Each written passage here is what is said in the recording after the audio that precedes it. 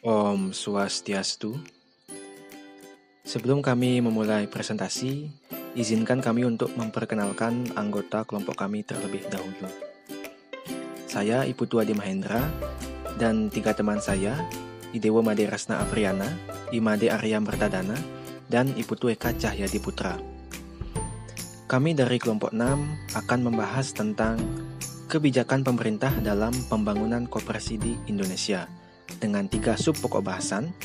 Yang pertama, pembangunan koperasi dan perundang-undangan.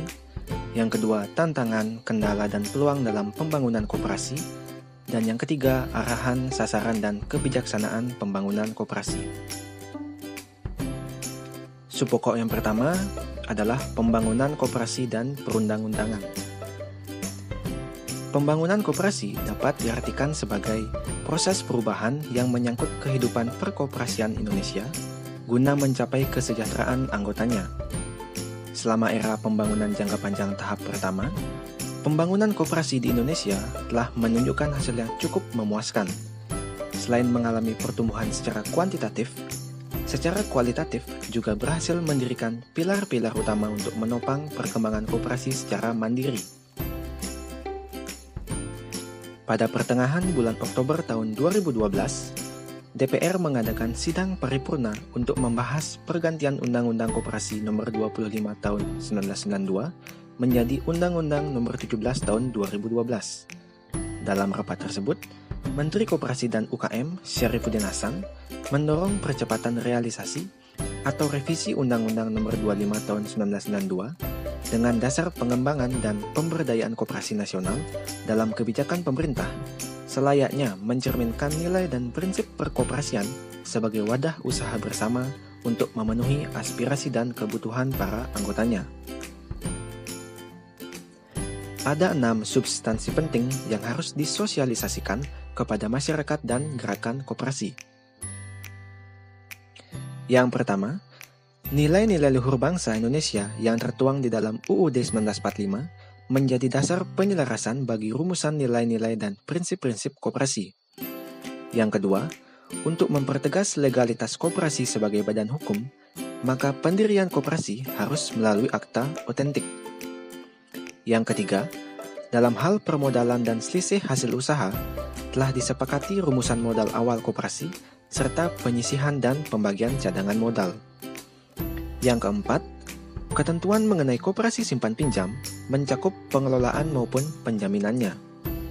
Yang kelima, pengawasan dan pemeriksaan terhadap koperasi akan lebih diintensifkan.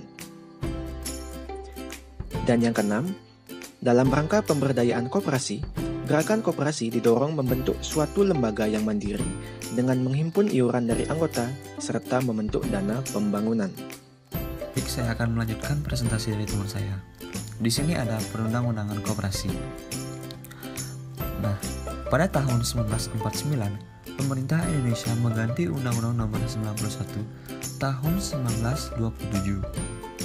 Pada tahun 1958, pemerintah mengeluarkan Undang-Undang Nomor 79 tahun 1958 dan mencabut Undang-Undang Nomor 179 tahun 1949.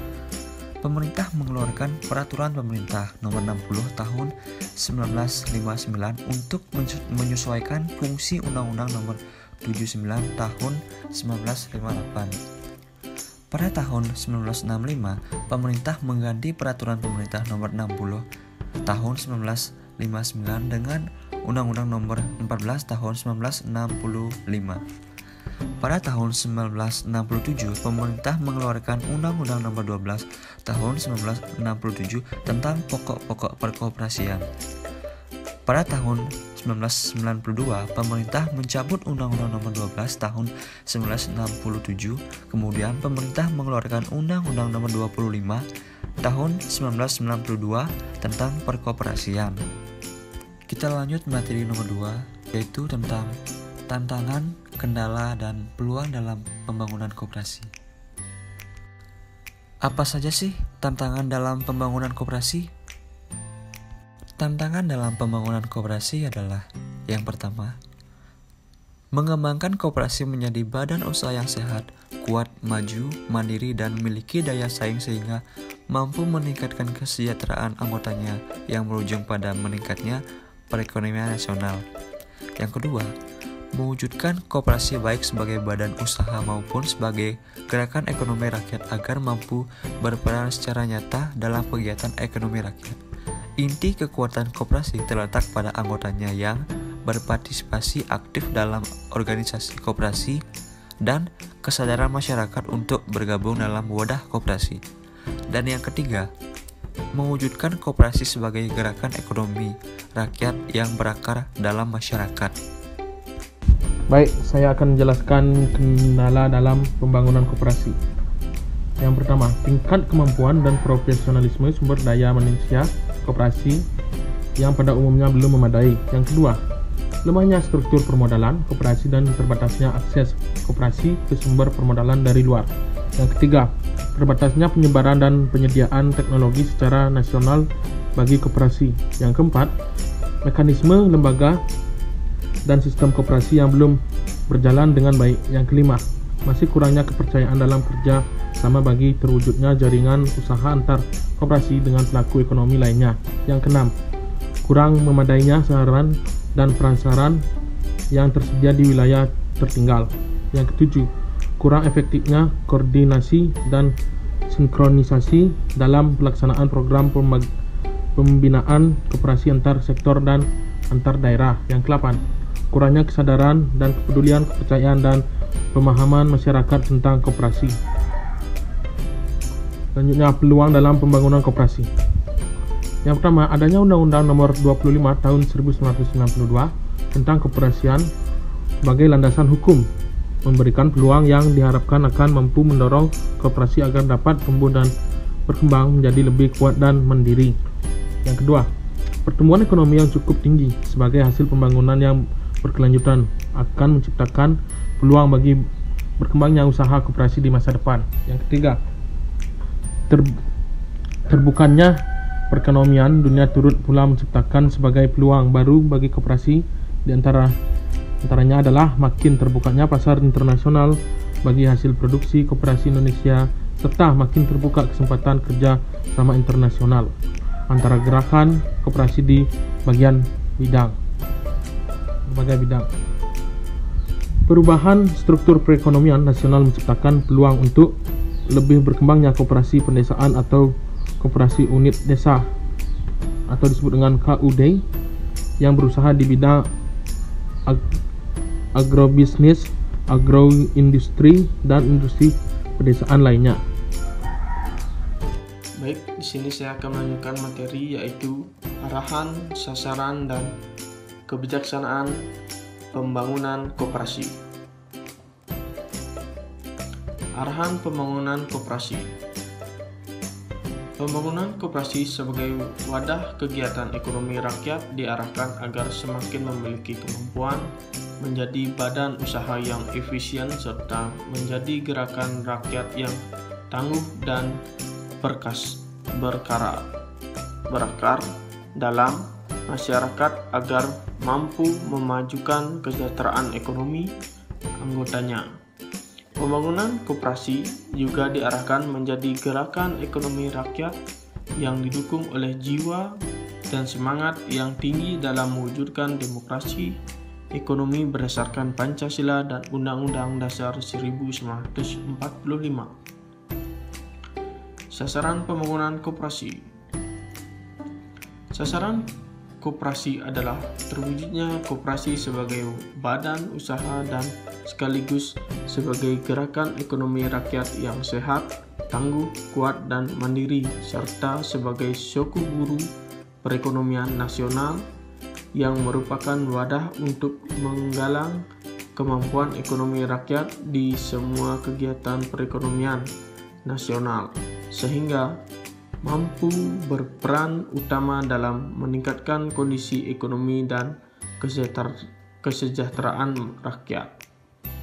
Sasaran operasional pembangunan koperasi itu makin meningkatnya kualitas sumber daya manusia koperasi yang berdampak pada makin meningkatnya kemampuan organisasi dan manajemen koperasi. makin meningkatnya pemanfaatan, pengembangan, dan pengusahaan teknologi tepat guna, makin mengkukuhnya struktur permodalan dan jaringan usaha koperasi secara horizontal dan vertikal, makin berfungsi dan berperannya lembaga gerakan koperasi. Kebijaksanaan pembangunan koperasi. Kebijaksanaan umum pembangunan koperasi adalah meningkatnya prakarsa, kemampuan, dan peran gerakan koperasi melalui meningkat kualitas sumber daya manusia, pemanfaatan, pengembangan, serta penguasaan ilmu pengetahuan dan teknologi dalam rangka mengembangkan dan memantapkan kelembagaan usaha dan sistem koperasi untuk mewujudkan peran utama di segala bidang kehidupan ekonomi rakyat. Secara khusus, kebijaksanaan pembangunan koperasi adalah sebagai berikut. Yang pertama, meningkatkan akses terhadap usaha dan pangsa pasar. Yang kedua, meningkatkan akses terhadap sumber permodalan. Yang ketiga, meningkatkan kemampuan organisasi dan manajemen. Yang keempat, yaitu mendorong koperasi agar benar-benar menerapkan prinsip koperasi dan kaidah usaha ekonomi. Yang kelima, meningkatkan kemampuan memperjuangkan kepentingan dan pembawaan aspirasi koperasi dan meningkatkan pemahaman terhadap nilai-nilai dan semangat koperasi. Yang keenam, yaitu meningkatkan akses terhadap teknologi dan meningkatkan kemampuan pemanfaatan. Yang ketujuh, yaitu yang terakhir, mengembangkan kemitraan antara lain dengan mengembangkan kerjasama antar koperasi, baik secara horizontal, vertikal, maupun kerjasama internasional.